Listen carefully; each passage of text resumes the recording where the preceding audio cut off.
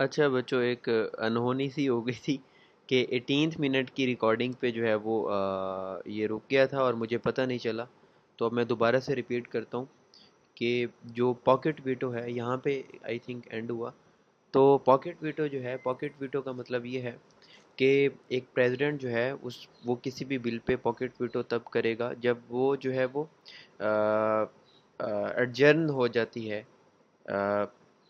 कांग्रेस भी, और प्रेसिडेंट भी उसके पे साइन नहीं करता। ठीक है। फॉर एग्जांपल कि और नॉर्मली ये होता है कि जो बिल है वो प्रेसिडेंट को दिया उसके पास भेजा जाता है, प्रेसिडेंट के पास है उसको उनको भेजा जाता है। तो 10 दिन के अंदर वो साइन करें तो वो बन जाता है आपका बिल। ठीक है, it part part of law बन जाता है, कॉन्स्टिट्यूशन बन जाता है अगर वो साइन कर दे। अगर वो 10 दिन के अंदर साइन ना करे तो फिर भी जो है वो बन जाता है, लॉ बन जाता है। ठीक है।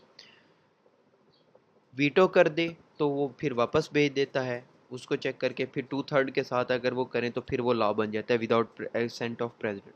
लेकिन अगर वो जो है वो प्रेसिडेंट जो है वो साइन भी नहीं करता और कांग्रेस जो है अपना सेशन एडजर्न कर देती है ड्यूरिंग 10 डेज, भाई अभी 10 दिन नहीं हुए, प्रेसिडेंट ने भी साइन नहीं किया और उसने कांग्रेस ने अपना सेशन एडजर्न कर दिया, तो फिर वो बिल जो है वो लॉ नहीं बनेगा। अच्छा, ये आपको लाइंस लगी हुई मिलेंगी ना, तो लाइंस इसलिए लगी हुई क्योंकि मैं सारा पढ़ा के गया हूँ और जब मैं एंड पे पहुंचा तो फिर क्या हुआ, जब मैंने चेक किया तो वो रिकॉर्ड ही नहीं हो रहा था। ठीक है।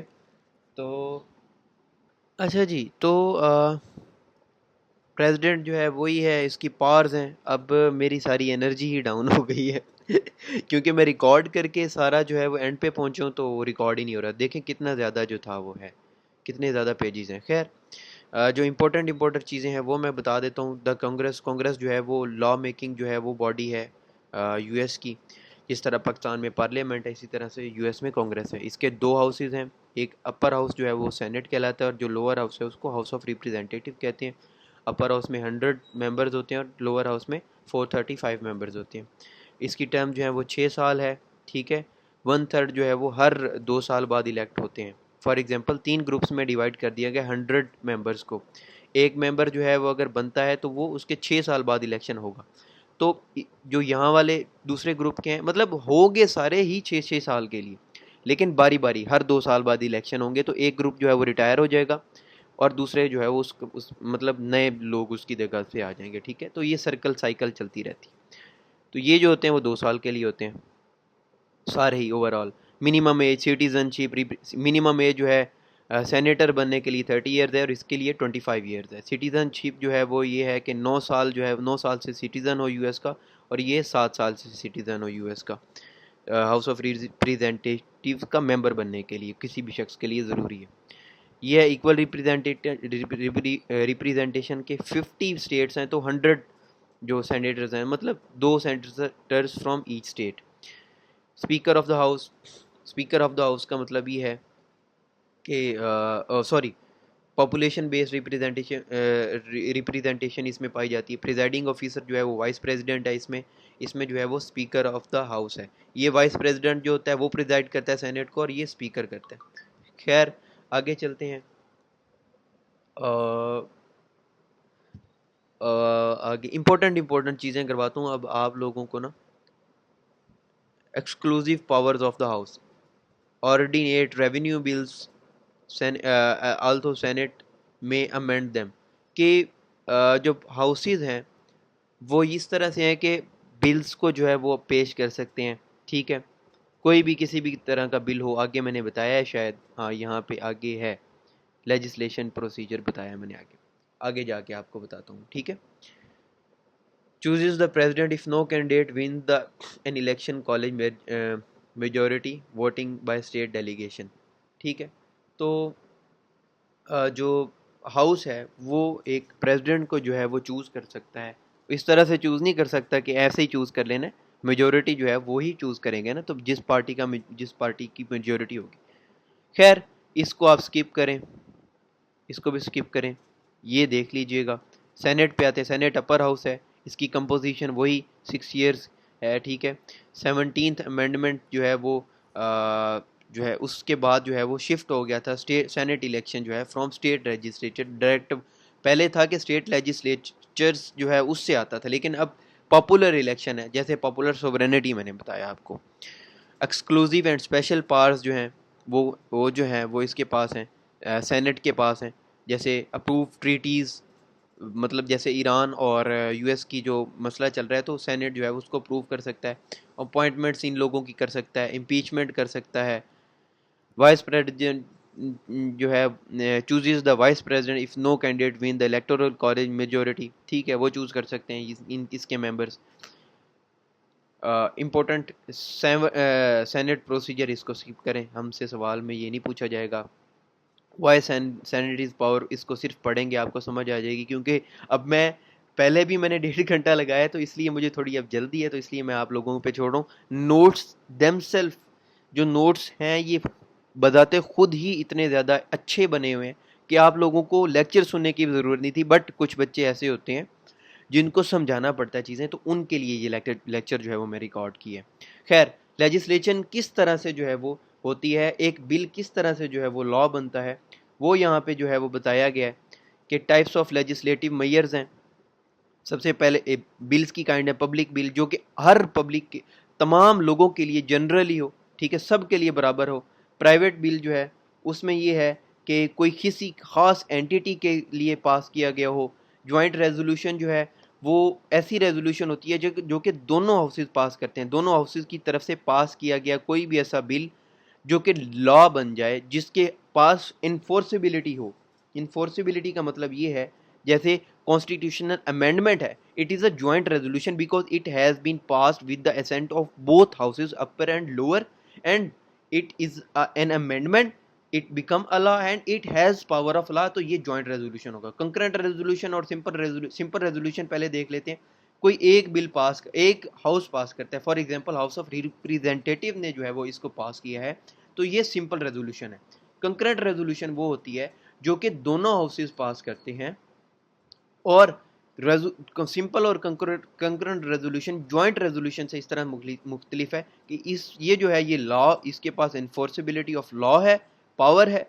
और जो कंकरेंट एंड सिंपल है, इनके पास ये सिर्फ होते हैं, जैसे जनाब हम जैसे जो है वो कंडेम करते हैं, कोई भी कंडेम्ड या एक्सप्रेस करते हैं किसी चीज़ के बारे में, तो ये वो वाली रेजोल्यूशन होती हैं।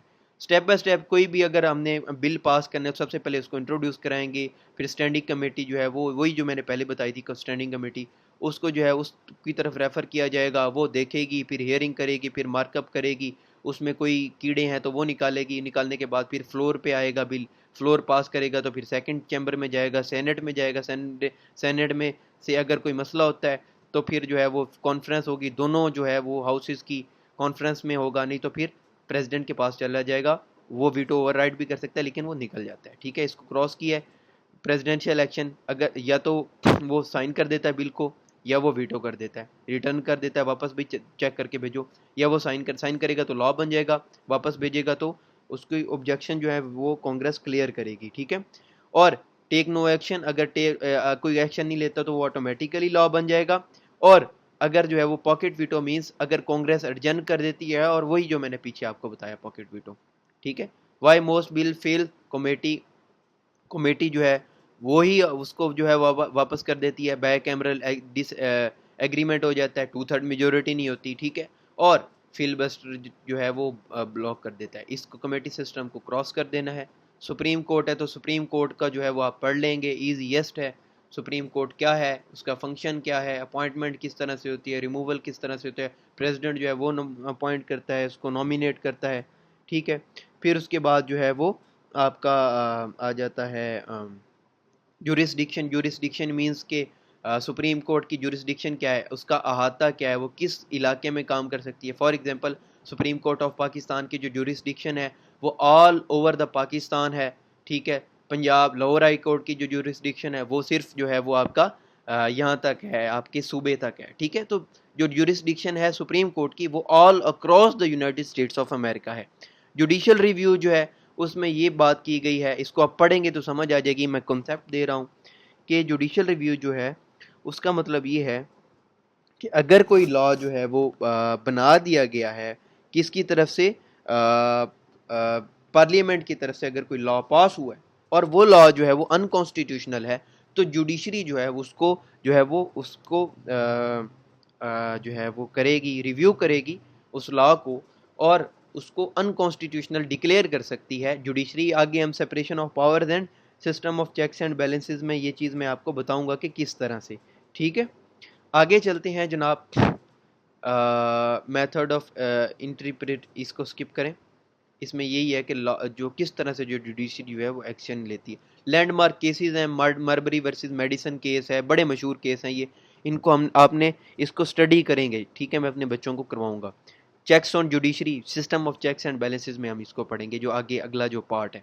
यूएस फेडरलिज्म, यूएस फेडरलिज्म जो है वो एक इम्पोर्टेंट कंसेप्ट है। किस तरह से जनाब, वो इस तरह से कि जो यूएस है उसमें ये चीज़ है कि जो एक तो स्टेट गवर्नमेंट है, और एक है फेडरल नेशनल गवर्नमेंट और स्टेट गवर्नमेंट। नेशनल गवर्नमेंट जो ट्रम्प है, वो ट्रम्प वाली जो गवर्नमेंट है जिसमें कांग्रेस वगैरह आ जाती है, और जो स्टेट गवर्नमेंट है वो स्टेट गवर्नमेंट में आपके जो 50 स्टेट्स हैं, 50 स्टेट्स ऑफ अमेरिका, ठीक है, 50 स्टेट्स ऑफ अमेरिका में जो आपकी स्टेट गवर्नमेंट्स हैं उनकी जो है आपस में जो पावर्स डिवाइडेड हैं वो इसमें ये बात करता है। ठीक है, कॉन्स्टिट्यूशनल बेसिस, इसको स्किप भी कर दें, आपको बहुत तुमर खान है तो वो ऐड भी कर दें।